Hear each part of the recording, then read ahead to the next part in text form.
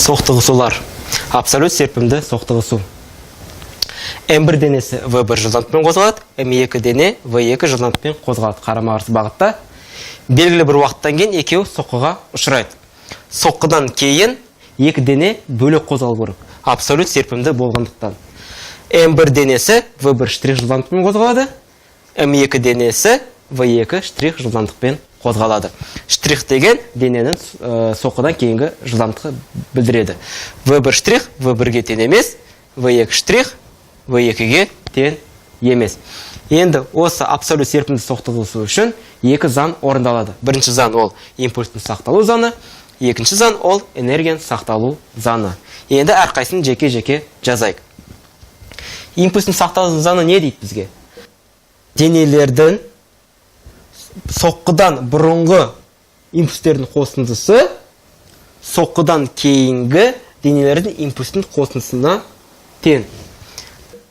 Оларды векторлық түрінде жазайық. М1 В1 вектор қосылған М2 В2 вектор тең болады. М1 В1 вектор штрих қосылған М2 В2 штрих вектор. Бұл бізде импульс сақталу заңының векторлық түрінде жазылуы. Бірақ есепте қолдану үшін біз оны скаляр түрге аударуымыз керек.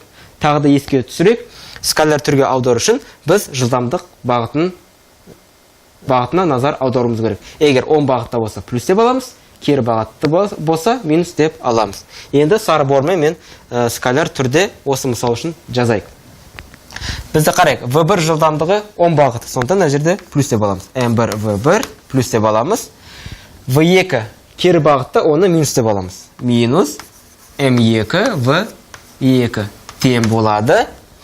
Енді байқаңыз, В1 штрих кері бағытта, сондықтан мына жерде минус деп аламыз. Минус М1 В1 штрих В2 штрих оң бағытта, сондықтан плюс деп аламыз оны. М2 В2 штрих. Бұл импульс сақталу заңы скаляр түрінде қолдануы. Біз наған бірінші теңдеу дейік. Осы импульс сақталу заңына. Енді энергия сақталу заңын жазайық. Денелер қозғалғандықтан біз мына жерде кинетикалық энергияны қолданамыз. Кинетикалық энергия бізде скаляр шама болғандықтан бағыт қайда болғанына маңызды емес, барлық жағдай плюс деп ала береміз. Енді оны жазайық. 1 бөлінген 2 М1 В1 квадрат қосылған 1 бөлінген 2 М2 В2 квадрат тең болады. 1 бөлінген 2 М1 В1 штрих квадрат қосылған 1 бөлінген 2 М2 В2 штрих квадрат. Бұл бізде екінші теңдеу болсын.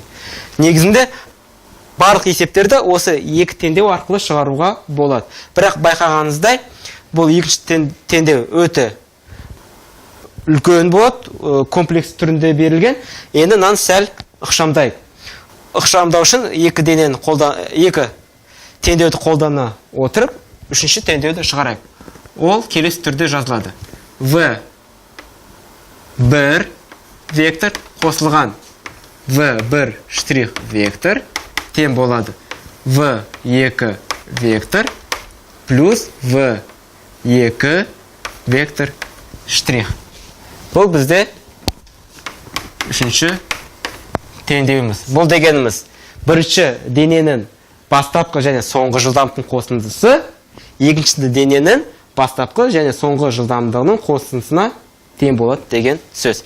Міне, сондықтан абсолют серпімді соқтығысуға барлық есептерді бірінші және үшінші теңдеу көмегімен шығаруға болады.